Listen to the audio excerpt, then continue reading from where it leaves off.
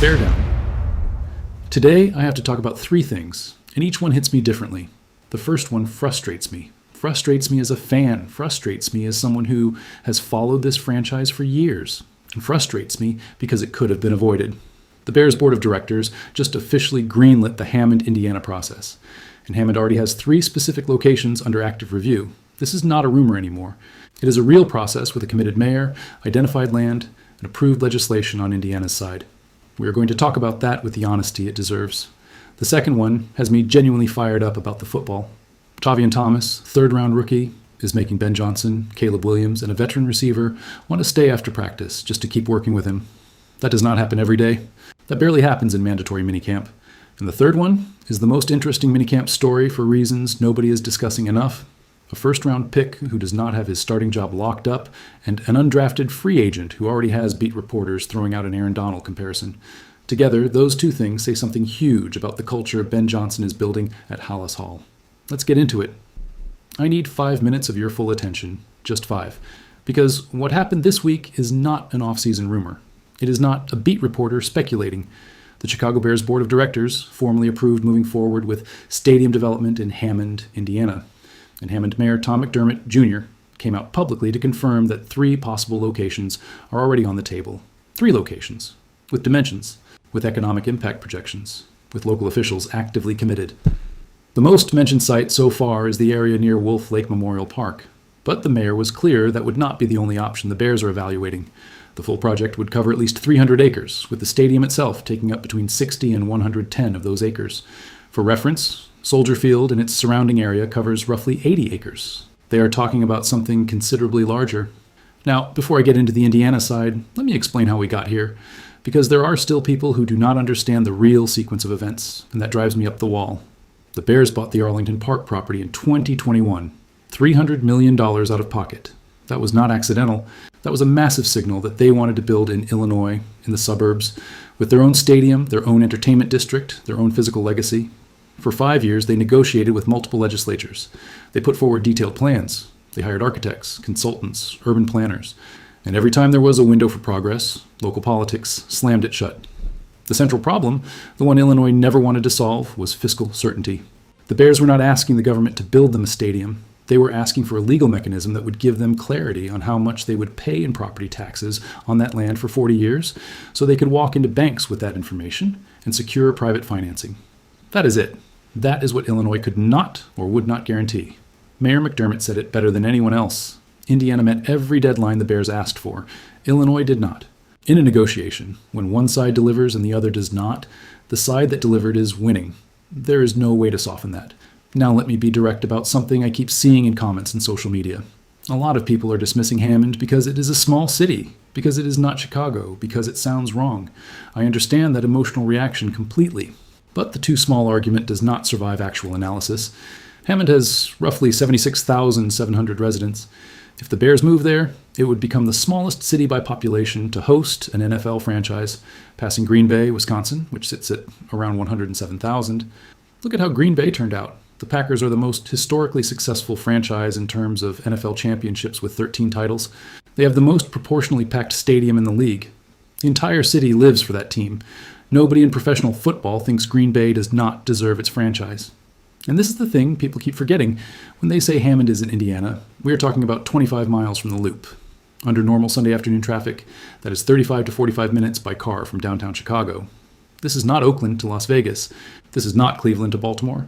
This is crossing a state line to end up in something that is still, geographically, the Chicago metropolitan area. That said, and here's my personal opinion that may not land well with everyone, it would be naive to deny that something real changes if the Bears go to Indiana. It is not the distance, it is the symbol. Chicago is a city with a fierce, specific, neighborhood-rooted identity. The South Side, Bridgeport, Hyde Park, Pilsen. People from those neighborhoods who have spent 3 generations going to Soldier Field on Sundays are not going to a stadium in Illinois. They're going to a stadium in Chicago. That distinction matters to them. They are right that it matters. When your team crosses into another state, even if it is 20 minutes away, something in the daily conversation of the city cracks. Something you cannot measure in miles. And this is where I personally get uncomfortable with Mayor Brandon Johnson's position. Not because wanting the Bears to stay in Chicago is wrong. It is completely legitimate. That is his job.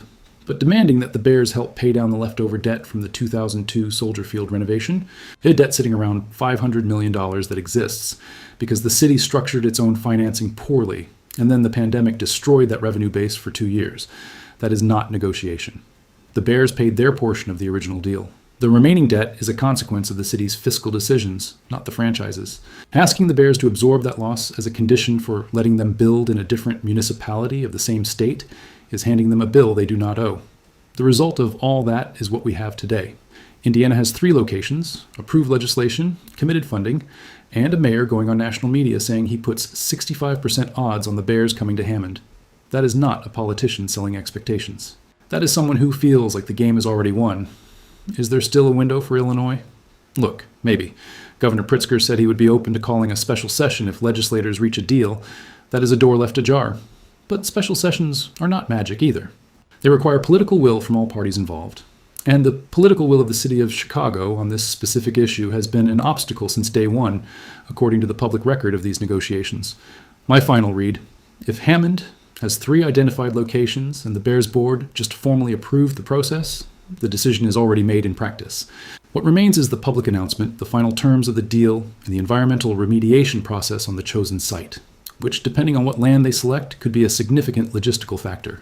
Tell me in the comments, do you think Illinois can still turn this around, or has that train already left the station? When the Bears used their 3rd-round pick on Javier Thomas out of LSU in April's draft, I remember watching the comments in real time. The reaction was not euphoria. It was more like, why in the 3rd round? He was going to fall on his own. And that was a fair point, because that was the consensus from independent scouts before the draft.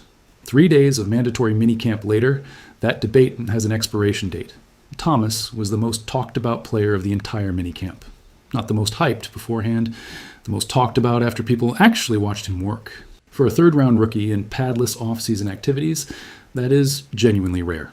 Start with Ben Johnson, because I think his quote about Thomas is the one carrying the most tactical weight and the one people are not really digging into. Johnson said, Thomas likes to make a play almost every single day.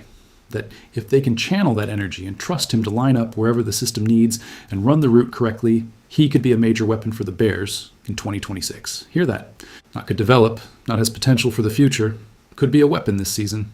The offensive mind who designed one of the best attacks in the entire league last season is putting a 3rd-round rookie into the 2026 conversation. That is a tactical signal worth taking seriously. The Caleb Williams quote matters just as much, maybe more, because Williams does not hand out compliments as a courtesy. Williams said that when Thomas has the ball in his hands, he's very special, that he is very excited about him, and that if Thomas can master the offense, he will be really special in the years to come. Special. Twice. In the same answer. About a rookie who has been in the building less than 2 months. The quarterback who led the Bears to the 2 seed in the NFC last year does not use that language in June just to fill a press conference. Quarterbacks at that level can feel the difference between a receiver who sounds good and one who actually processes routes correctly, and that difference shows up in the first days of practice, in how a receiver reads coverage before the snap, in how he creates separation at the stem of the route, and what he does with the football once he catches it. The clip the Bears posted on social media this week is the most honest evidence of what everyone is reacting to. Thomas catches a screen from Tyson Bazant and takes it to the house untouched.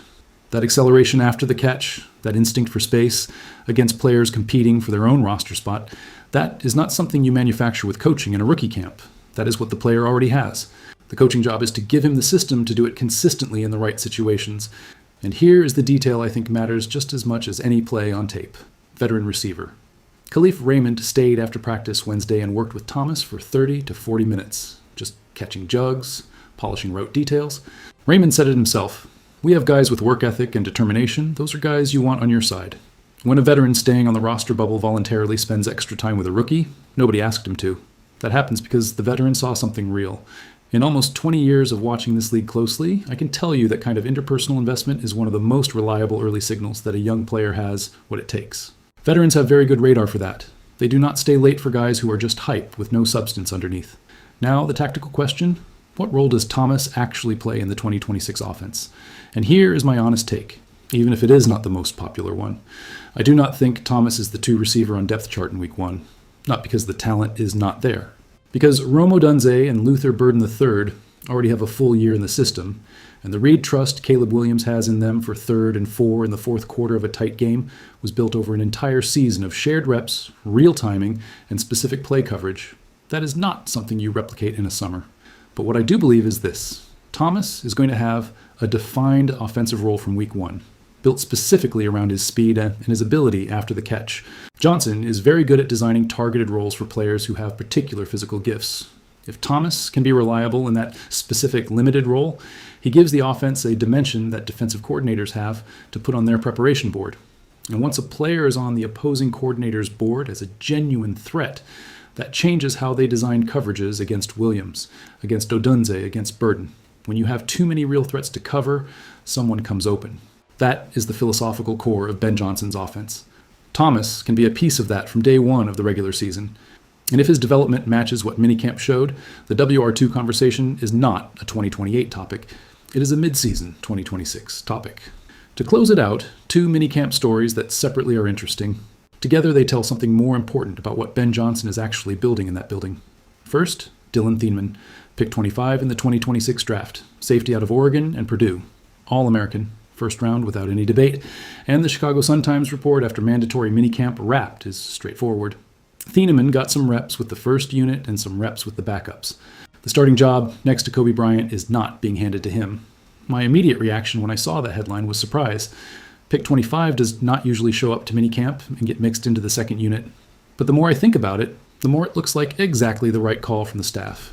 Dennis Allen runs a complex defensive system with multiple pre-snap read layers, coverage rotations, and gap responsibilities that a rookie, no matter how talented, cannot fully process in 6 weeks of OTAs and 3 days of minicamp. Giving a player first-team reps before he proves he really understands the system does not do him any favors. It exposes him to mistakes that plant doubts in the coaching staff precisely when he needs to be planting confidence. What Thieneman said about the situation was the right answer. In this sport, you have to work to earn your job and work to keep it. Someone is always coming for it, and someone is always fighting to hold on. You have to compete every day. That is not a frustrated player. That is a player who understands the culture Johnson is installing. The competition is real. Elijah Hicks has been a staff favorite since making the roster as a 7th-round pick in 2022. 4 years in the system means Hicks knows the calls, knows the communication, knows what Allen expects in every situation. Cam Lewis arrives with 76 career games at the NFL level with the Bills. That accumulated experience against quality offenses is something Thieneman simply does not have yet. But here is what builds my confidence in Thieneman as a long-term prospect. He already ran this drill. He transferred from Purdue to Oregon last year, absorbed a completely new scheme, and ended up as an All-American. The ability to adapt fast under pressure is already in his track record. Training camp is where this gets resolved, and he has 6 weeks to prepare before the competition turns serious. Second story, Jaden Loving, undrafted, Wake Forest.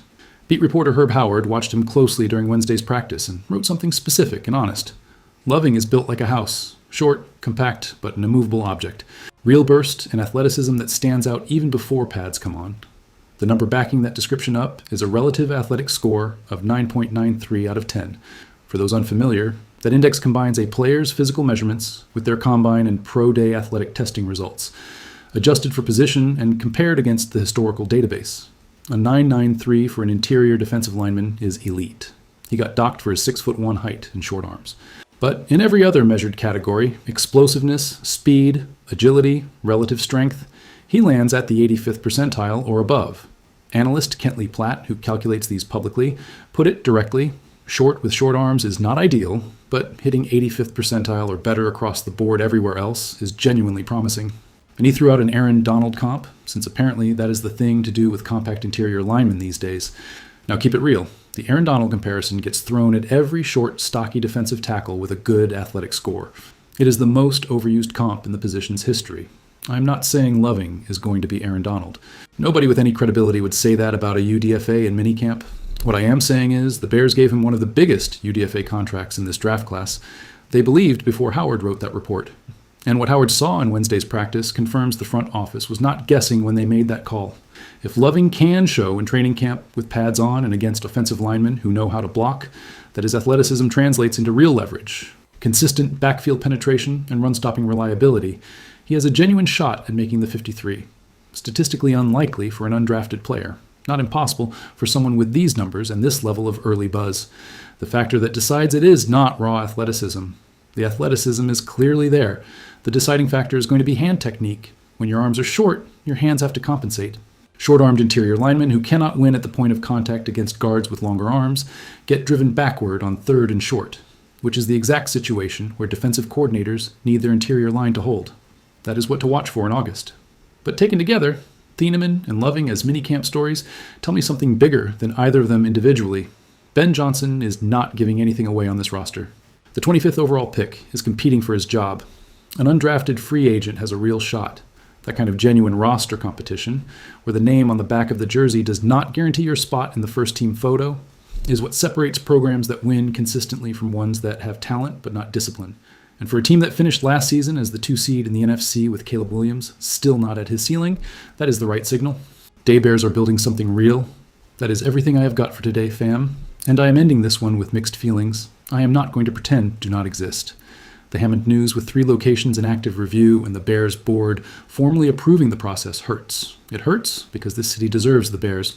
It hurts because I believe Illinois had multiple real chances to fix this and chose short-term politics over long-term common sense.